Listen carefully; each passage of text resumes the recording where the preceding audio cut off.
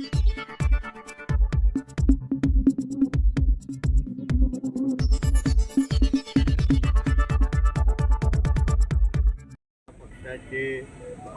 राष्ट्रवादी काँग्रेस आणि शिवसेना आमची महायुतीचं सरकार आणि आदरणीय मुख्यमंत्री आणि हे आमचे उपमुख्यमंत्री एकनाथ शिंदे साहेब, दुसरा उपमुख्यमंत्री आमच्या सुमित्रा पवार मॅडम, आमचे प्रदेश अध्यक्ष सन्मान्य रवी चव्हाण साहेब आणि प्रदेश अध्यक्ष सुनील तटकरे साहेब, या सगळ्यांचा प्रतिनिधी म्हणून एक भारतीय जनता पक्षाचा आणि महायुतीचा एक कार्यकर्ता म्हणून मी आज इथे उपस्थित आहे. तुम्ही मला बिलकुल एवढं मोठं करू नका की तुम्ही ह्यांना आणलं, तुम्ही ह्या सगळ्या गोष्टी केल्या, ह्या सगळ्या गोष्टी होत. मी प्रतिनिधी आहे. शेवटी राज्याचे मुख्यमंत्री देवेंद्र फडणवीस साहेब ज्या पद्धतीने आज राज्यामध्ये काम करत आहेत, राज्याला पुढे घेऊन जात आहे आणि म्हणून आज सब कुछ देवा भाऊ अशीच परिस्थिती आहे. म्हणून हे सगळे जे विविध पक्षाचे कार्यकर्ते आहेत त्या प्रत्येकाला कळलेलं आहे की बाबा आम्हाला राज्याला पुढे घेऊन जायचं असेल, आम्हाला आमचं भविष्य घडवायचं असेल तर देवेंद्र फडणवीस साहेबांशिवाय दुसरा पर्याय नाही. आज चांगल्या पद्धतीने माहीत असल्यामुळे आणि बाळ माने साहेब हे अनुभवी आहेत, आमदार राहिलेले आहेत, ह्यांना एकाही लहान वयातलं विषय नाही आहे, त्यांना बरं वाईट काय सगळ्या गोष्टी माहिती आहेत आणि म्हणून वरिष्ठ पातळीवर ठरलेला जो काही निर्णय होता त्याच्या अंमलबजावणी करण्याचं काम एक कार्यकर्ता म्हणून मी करतो आहे.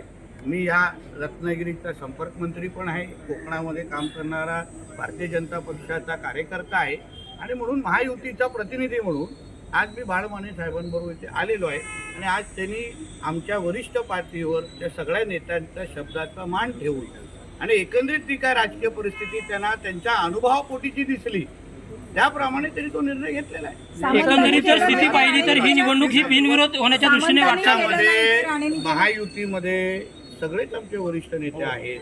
आदरणीय आमचे उदय सामंत साहेब आहेत, त्याच्यामध्ये सगळेच आमचे वरिष्ठ नेते मंडळी एकत्र मिळून रवी चव्हाण साहेब आहेत, बाकी शिवसेनेचे प्रमुख नेते आहेत, आमचे निलेशजी आहेत, दीपक केसरकरजी आहेत, प्रमोद जठार. शेवटी हा जेव्हा एवढा मोठा निर्णय होतो तेव्हा आम्ही महायुती म्हणून एकत्र ठरवतो.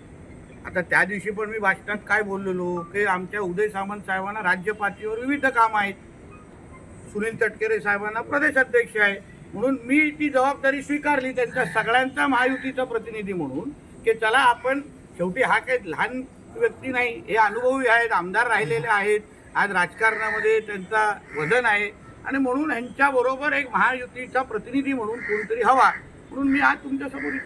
एकंदरीत ही वाटचाल ही बिनविरोध निवडणूक होण्याच्या दृष्टीने झालेली आहे. एकंदरीत तसं पाहिलं तर माझ्या जी काय कलेक्टर माहिती आहे की सगळ्याच लोकांनी फॉर्म मागे घेतलेले आहे. अजून कुठली दिशा तुम्ही शोधता हे मला तर माहिती नाही.